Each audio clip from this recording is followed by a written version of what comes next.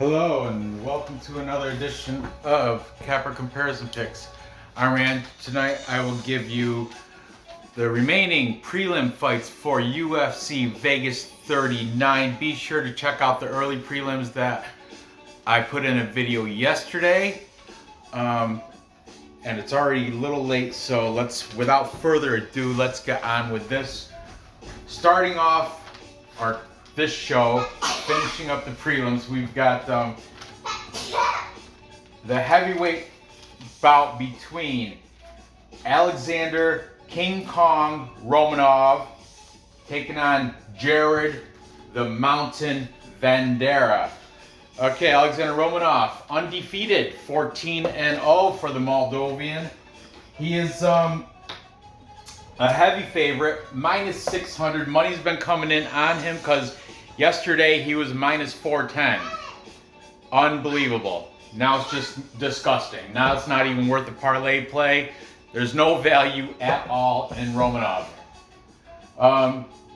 Anyway, he fights out of Lion Kamrat, that's in Moldova. He's coming off a win against Juan Espino. It was a little controversial, a split decision win, and he had that, the nut shot, and he kind of, I don't know, it was just a little, didn't leave the viewers and his fans proud. It's nothing to be proud of, that win. But regardless, it still is a win. And as the only time he's ever been to decision. Just thought I'd throw that in there for the undefeated King Kong Alexander Romanov. He loves to do the King Kong hammer fist from Mount. If he gets on Mount, boy, forget it. He's coming down with the thunder. Hammer fist. But anyway, his opponent here, Jared Vanderaa, also coming off a win against a not horrible Justin Tafa. He won unanimous decision, but I'm telling you, the guy, he had a little bit of, showed a little bit of striking skills in that. I'm not, nothing to write home about, but the guy, he's coming off a win. Okay, he's actually 3-2 in his last 5. Little, better than mediocre, I would say. And he's coming in the bigger guy here. He's got 2 inches height and 5 inches reach. Over the minus 600 favorite Romanov, Jared Vanderaa, 12-5. He's a plus 425 underdog. Might be worth a little bit of sprinkle, if you know what I mean. He fights out of Team Quest, that is in California, and he fights out of Dan Henderson's fitness something. Dan Henderson's place, also in California. Okay, very close in age, these guys. Romanov is 30. Vanderaa is 29. Now let's throw up these capper names. You already know which side everybody's going to take. It's not a big surprise. I'm not even going to do I don't think I'm going to even do the dance because it's just not worth it. But at least this will give an introduction to the cappers. What are you doing? I didn't even call it yet. You have to wait. It's coming soon. It's coming soon. I didn't do it yet. Yeah. Go finish your spelling.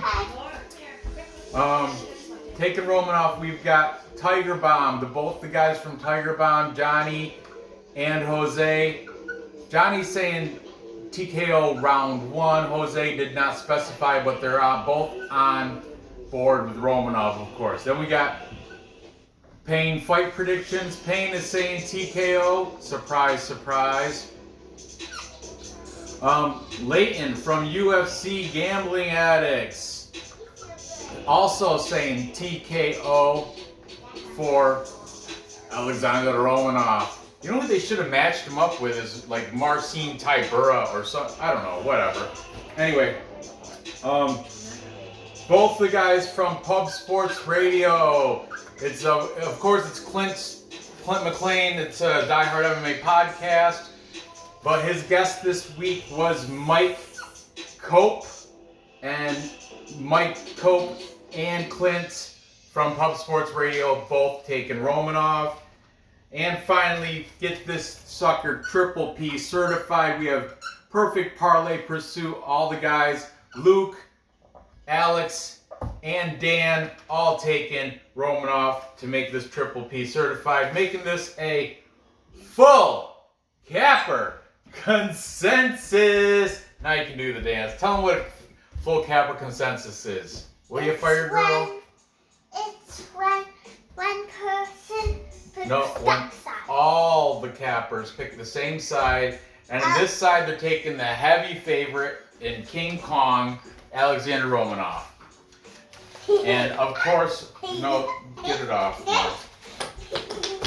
Oh, son of a. Of course, I'm gonna be taking the same side. I can't go against that ridiculous, you know. But I'm not. There's no gamble here, no bet at all. If there is, it's gonna be a sprinkle, just like maybe a quarter unit on Vanderaa because he's plus 425. But I will take Romanov to get it done via TKO. However, man, this Romanov could gas out. I mean, I've seen against Juan Espino, he was looking, that's why he was taking that, the controversial groin shot. I mean, what are you going to do? But I'm going to take him here to get it done by TKO. However, I might put a little sprinkle on Vanderaa because he's such a big payout as an underdog, plus 425, and and he's got height and reach advantage. So, never doubt the underdog. There's always a shot for him. Moving on. Next, we have the middleweight fight between. This is the best fight of the three here. Just letting you know. Laureano Starpoli Pepe from Argentina taking on the America's own Jamie Pickett, fighting out of Port City Sports in North Carolina. Starpoli is the favorite, minus 220. He's got a record of 9-4. He fights out of Invictus MMA, that is, I believe, in Argentina. He's coming off losses, but all his losses are against prime contenders, like in the division, in the middleweight division. Most recently, he lost to Roman Dolice, unanimous decision. He's 2-3 in his last 5. He is, however, on a 3-fight losing streak. So you imagine his back is up against the wall. If he loses this one, he's probably going to be asked to get out of that UFC, I would imagine. I don't know if he has fights left on his contract. Usually they have only like 3, sometimes just a 1-fight contract, 3-fight contract. I don't know his deal. That's BC Dave. I don't know. He knows all that stuff. But his opponent, Nightwolf, Jamie Pickett. Jamie Pickett, 11-6, a little bit more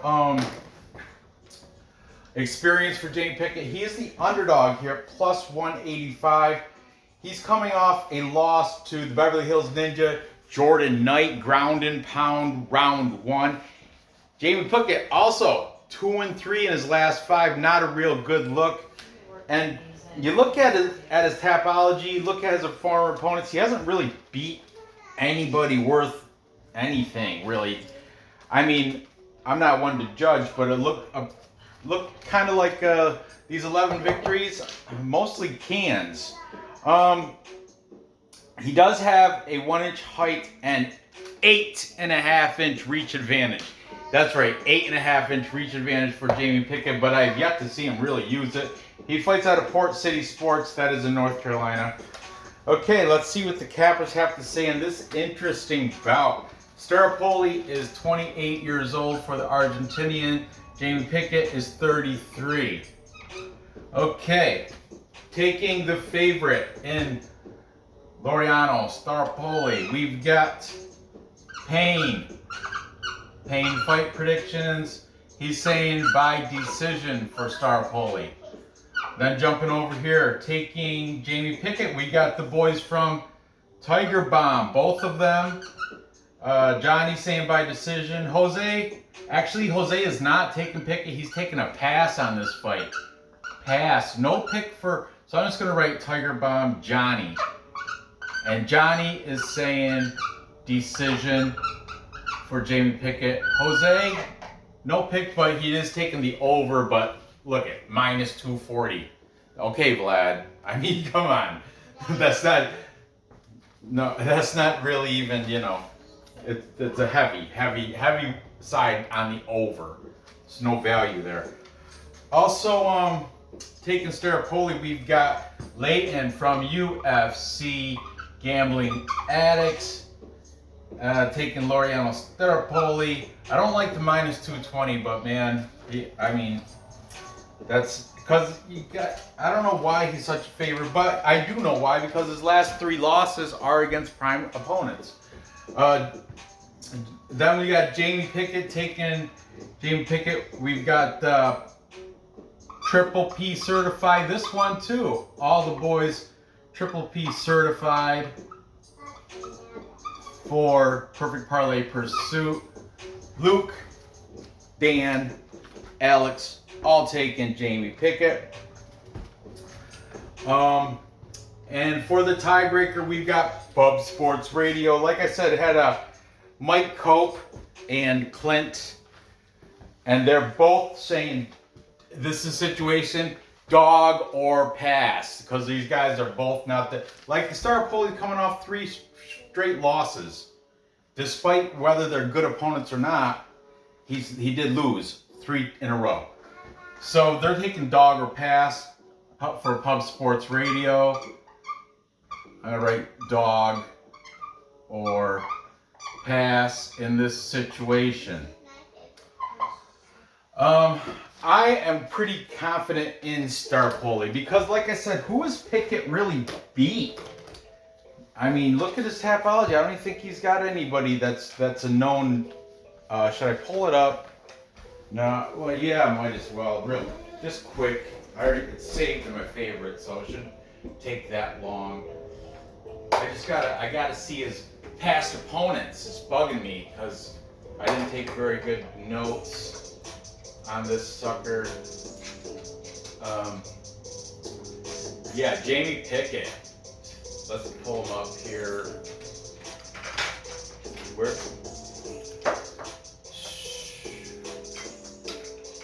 What is it, off the card or something?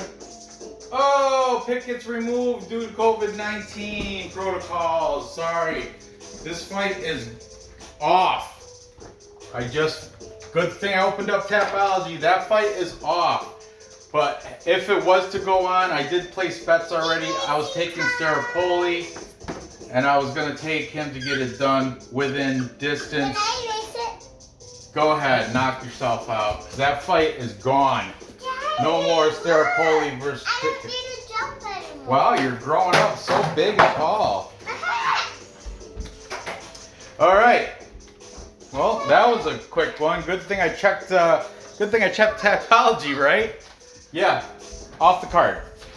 So now it's a 10-fight card. Woo!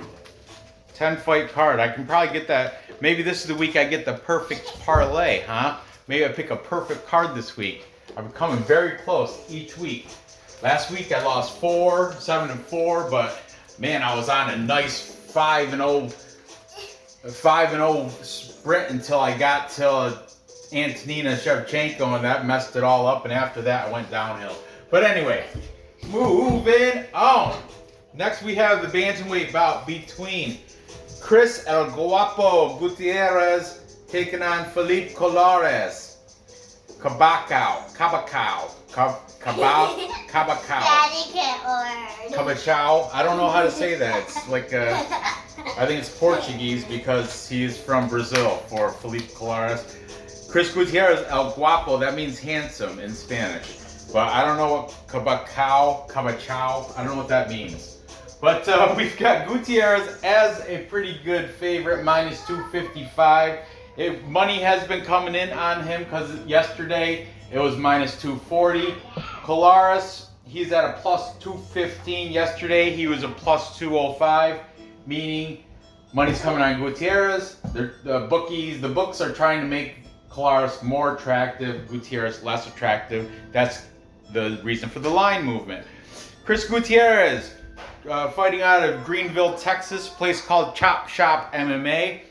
He's coming off a win against Mr. Highlight Andre Ewell by unanimous decision. Chris Gutierrez is 4-0-1 in his last 5. And he is got 1 inch height advantage over Felipe Colares. Felipe Colares fights out of Team Nogueira. Pretty good for Brazilian Jiu-Jitsu. He's, despite having the height disadvantage, he's got a 2.5 inch reach advantage. He's coming off a win himself against Luke Sanders. Take that for what you will. He is 3-2 in his last 5 for Cabacao. I think that's how you say it. Anyway, Felipe Colares, only 2 losses yet. You'll see how the cappers pick this one. Okay. Starting with the favorite in Chris Gutierrez, we've got Triple P certified this one. Triple P certified for Chris Gutierrez. UFC gambling addicts Leighton also taking Gutierrez. Payne fight predictions. He's saying by decision for Gutierrez. For El Guapo. Tiger Bomb, both the guys, Johnny and Jose, taking Gutierrez. Johnny saying by decision. Jose just check mark agreed. And to close this all out, we've got Pub Sports Radio and Clint. And interesting enough, his guest, Mike Cope, I'm going to write Cope, saying this is a lock. That's a little picture of a lock. I don't know if it's not a very good one, but it's not like a master lock. But Mike Cope is saying that's his lock of the night. And this guy, Mike Cope, I just met like I didn't meet him, but you know, I was just introduced to him in this show. I've never even heard the guy before, but I guess he's a very good handicapper, gambler, and he only bets like maybe 3 fights per card, but he puts a lot on them.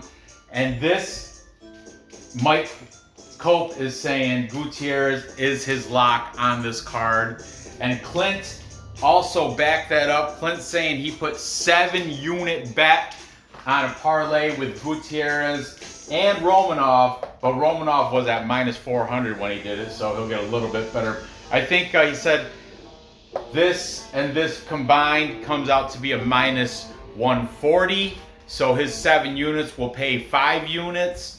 Very good. I think that's pretty much a safe bet, considering that this is a full capper consensus on both ends.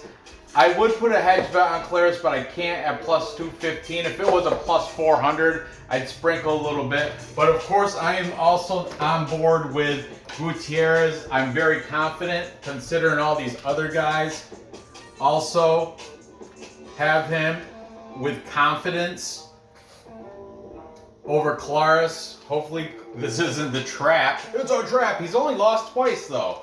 So you got to keep that in mind. For like sometimes the cappers overthink this stuff, and you got to take a casual guy and be like, I don't know, man. This guy's he's 10 and only lost twice. This guy's lost 3 times and been in 2 draws. I don't know. I'm just gonna I'm gonna put the money on. I don't know. I'm just talking. But a casual bettor might luck out with something like that. But I'm taking Gutierrez to get it done. I think he's gonna probably lock down a decision victory for this. So I apologize that this fight was the fight between Laureano Staropoli and Jamie Pickett was taken off the card because of COVID protocol. Jamie Pickett has it, I guess, or positive test. I don't know. I didn't really get into it because I just pulled that info live as I was making this video. So, to recap, time check. I think Nora went to bed. It is late.